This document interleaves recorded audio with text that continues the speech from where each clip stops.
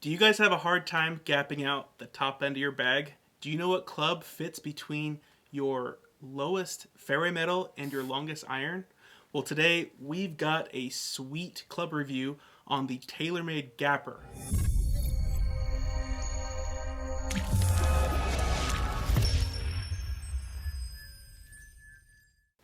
Hey guys, Tyson and Brady with Golf Ascending. So today we've got a sweet club review. It is the Taylormade GAPR. So we've got a couple out here in front. I've had the opportunity to test these out on the course, kind of get a good feel for them, and I've got my opinion. Brady also was able to, get a club in his hands and test it out on the course as well, and so we'll hear from him as well. Yep. But, basically, what these clubs are supposed to do, like mentioned in the intro, was to gap the distance between your longest iron and your shortest fairway metal. And so, today we're going to go a little bit more into the specs on that and see if it really does that. To start off, the GAPR comes in 3 different types of clubs: the high, the mid, and the low, and that stands for the trajectory: high trajectory, mid to low. So let's go over the specs of these clubs and talk a little bit about them.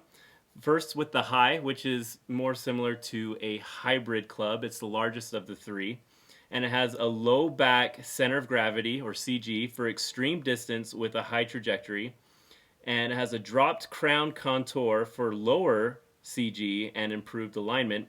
And this club, the GAPR High, comes in 4 available lofts, which is your 6 iron, or your 6, your 5, 4, and 3. And the 6 is a 28 degree, 5 is a 25 degree, 4 22 degree, and 3 19 degree. And the cool thing about the GAPR is that you can adjust the loft on each of those clubs by a degree and a half, either up or down, or weak or strong. So that's the GAPR High. The second one is the GAPR Mid, which is actually the club we tested out. And it has an ultra-low center of gravity for extreme distance with a mid-high trajectory. It has an iron-inspired face profile to inspire confidence. So again, it's not as large as the GAPR High, which looks more like a hybrid. And it has a medium-wide sole for ease of play and versatility, so a little closer to an iron. And it's this one, the GAPR Mid, is available in 3 lofts. So you have your GAPR Mid 5, which is a 24 degree, 4, which is a 21, and 3, which is 18 degrees. Again, same thing, you can adjust a degree and a half below or higher or lower for the GAPR Mid. And the last of the 3 is the GAPR Low. Again, low being a lower trajectory. It has a low forward CG, or center of gravity, for extreme distance with a penetrating trajectory. So you can get those lower flighted, kind of like stingers. Great for if you're playing on a windy course. Smaller players profile for excellent shot shaping and workability. Again, closer to an iron, which is pretty nice thing to have in a club like this, which is also a little more forgiving than an actual like 3 iron or utility club. It has a mid-thin sole width, which provides maximum versatility and flight control. And it's available in 3 lofts as well as like the GAPR Mid, which you have the 4, which is 22 degrees, the 3, 19 degrees, and a 2, which is 17 degrees, and also has the same adjustability, a degree and a half higher or lower. So, who is GAPR geared toward? So I'm just going to answer that really quick here. So we've got the 3 different types. We've got GAPR Low. This one is going to be geared toward your better player, the one that wants the low penetrating flight, that they can work the ball, and it is going to be less forgiving. GAPR Mid, it's going to be that mid trajectory. I would even say that mid to high handicapper, even some low handicappers are going to like this club a lot. The High, this is going to be someone who wants something that's going to go up in the air, stick on the green, more geared toward the mid to higher handicapper, someone that's going to want something more like a rescue club. All right, so me and Brady were both able to take this club, test it out, give it a good run on the golf course. I know both of us have been trying to find, clubs that kind of fit that weird gap at the top end of the bag. Honestly, we were just discussing this a little bit ago, and, it's a tough place to figure out what you need to play. There's a lot of factors that go into it. It's not just, I'm buying wedges at the bottom of my bag and this fits my distances. This is actually like, distance on top of do I want something that I can, put high in the air? Do I want something that I can put low? There's a lot of different things you can do with clubs in this range. And so I had kind of a void in this area in my bag.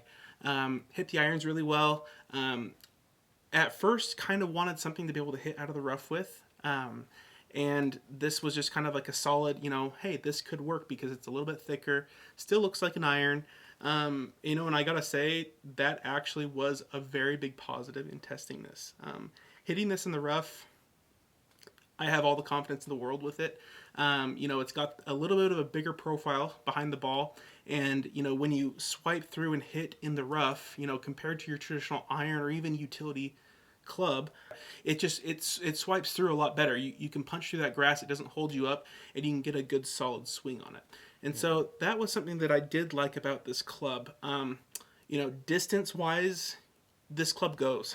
And I had no problem getting it up in the air. This one that I tested out in both the 4 and the 3. And I was able to get it up, good flighted ball, was able to actually stop it on greens, which I was actually really surprised with. Oh yeah, we have pictures and proof of how Definitely. it stopped almost on a dime. Yeah, and good flight. Actually, 3 and 4 irons are sometimes hard to get to stop on the green, and something like a hybrid, especially hybrids, are really hard to stop on the green. And I was very surprised that if you get this up in the air, it can stop, and so I really liked that about it. Having 2 of these in the bag, while testing, was actually pretty cool as well because Brady mentioned in the specs that you can adjust the lofts, up to 1.5 degrees either way. And so what's cool is that you can actually, gap out exactly what you need between, these 2 clubs and then, your longest iron and your shortest fairway wood. Mm-hmm. And so actually what's kind of interesting, at the top end of my bag, these days fairway woods and drivers are all adjustable. So, every single club of mine, from driver, down to the testing of this 4 GAPR, were all adjustable, so I could get the optimal lofts that I needed to, as long as my irons kind of matched up to that highest lofted GAPR. But overall, I really liked the feel. The feel was really good. One thing in particular, the shaft. I loved the stock shaft on this. I've mentioned that I've tried hybrids in the past. I've tried a ton of utility irons in the past, and just something about the hybrid shaft, or just the shaft in general, just never really felt like the club was working the way it was supposed to. And the stock shaft on this one, I just felt like I had so much more control. For some reason, it felt shorter than a normal hybrid, but I don't think that was the case. And then it felt, as short as an iron, which that also was not the case. I know Brady actually tested the 5 GAPR, and he compared the length of it with his 5 iron, and he was like, wow, this is really long. Yeah. But, overall, very soft club for a hybrid. It actually has the same technology as the P790s in it. It's got that speed foam. So you do get a really soft feel. Brady will go more into that when he gives his review, because he actually has the P790s. I do. Like a baller. But, overall, great club. As far as the looks go, it's a black iron. It looks awesome. Matching black shaft. The one thing I don't love about the black, so you can see wear. So we'll show this, right here so you guys can see, but you do see wear, and so like some whiting spots and a little bit of scratches. So, if you are hitting this out of like deep weeds or, unfortunate lies or circumstances while you're on the golf course, if you get a scuff on it or you get a scratch on it, it's gonna show, just because that's the nature of what black clubs look like. Yep. But overall, looks really great. And I bought this. I got this pretty sleek head cover with it. It's kind of cool. It's not like a normal head cover. It's really skinny. It looks like a fairwood cover, but it's really skinny. And it's got the sock kind of on Yeah, it, it does so have it's the like a sock. hybrid type of head cover. Yeah, so it does look good. It does come with the Tour Velvet Grip. I have it here. I actually replaced, I play Cobra Connect, so Cobra Connect is currently on these just to track my distances, but it does have the Tour Velvet Grip with the little matching seafoam green on the top. But yeah, I overall, I like this club. I will say, as far as my bag goes, testing it, I have nothing bad to say about the clubs, other than gapping wise, they actually didn't work together to fit what my current iron set was. The 4 gapper was just a little bit too strong for what I need it to be. The 3 may find a permanent spot in my bag. I don't know yet. I am testing some other utility irons, some that might play better with my current setup. But overall, as far as utility iron goes, like I said, I've tested lots of utility irons. I've tested the U510 Titleist, the new one. Yeah. I've tested the TMB, quite a few, and this one by far I like the most out of all those. So really great club. I was really happy to test this out and actually to try this for myself. As Tyson said, I also got to test out the 5 mid gapper, which is kind of cool because we don't always get to test out the same clubs and do reviews because he's a lefty, I'm a righty, we can't test the same clubs and sometimes even training aids. But in this case, he kind of convinced me to get one. And so what fit my bag a little bit better was the 5 mid gapper. And so I bought that. I used it for quite a bit on the course, quite a few times. And I actually liked it as well. Like Tyson said, it was pretty good. I did not think... So I basically compared it against my 5 iron. And like Tyson said, I have the P790s, the Taylormade P790s. And I liked the feel of my 5 iron just a little bit more. It was softer. And I also, unlike Tyson, I play a hybrid. I play the Ping G400 hybrid. And so I play the 4 hybrid, and then I would have had a 5 gapper to my 6 iron. And as I was playing it, I just didn't feel like I needed that gapper, especially since it was pretty similar to what it was supposed to do to my hybrid as far as getting out of sticky situations in the rough or just being a little bit more forgiving. And again, I just liked the feel of my 5 iron. So for me, it wasn't a club I kept in the bag, but I didn't have any complaints about it really. I had some instances where I got it right on the green and it stopped, kind of like what Tyson said. And it does feel good. It's a good, soft, forgiving club. One thing that Tyson mentioned to me, just one more thing that was kind of a negative to him, was that there are these screws on the bottom here. Did you want to talk to that a little bit more? Yeah, so I mean, I've swung these a whole bunch, and the big concern with this is when you're using this in like thick grass, you're getting a divot, you're getting a lot of earth in there. And so, inside the screw here, there's a little bit of space there. And so what happens if you create a divot, you get dirt and grass in these little teeny spots and it sticks in there. Same goes for the little adjustable port right here. You'll sometimes get dirt, mud, grass in there. And so what's kind of frustrating is, I clean my clubs, after every single round.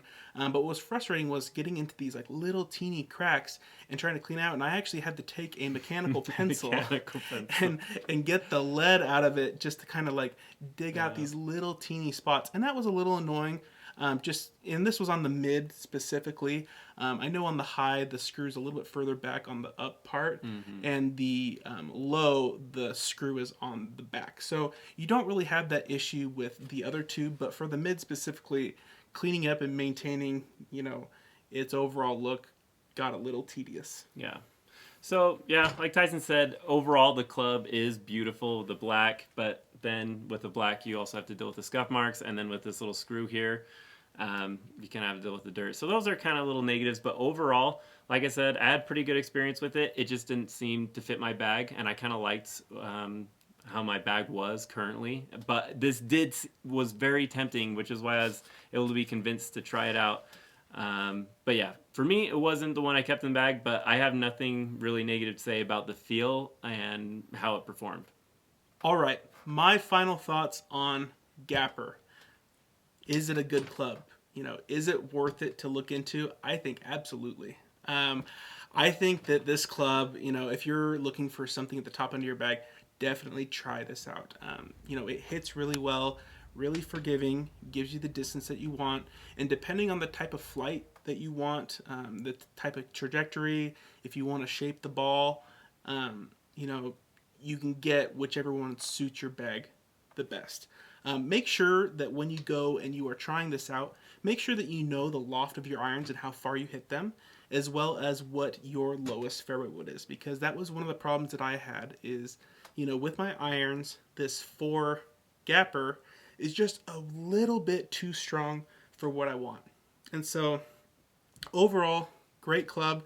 This 3 GAPR might stay in my bag. I may even keep it around as an alternate club. Maybe, there's going to be a course where it's a little bit tighter that I want to keep something, a little bit lower, that's straighter, that's forgiving. Great club.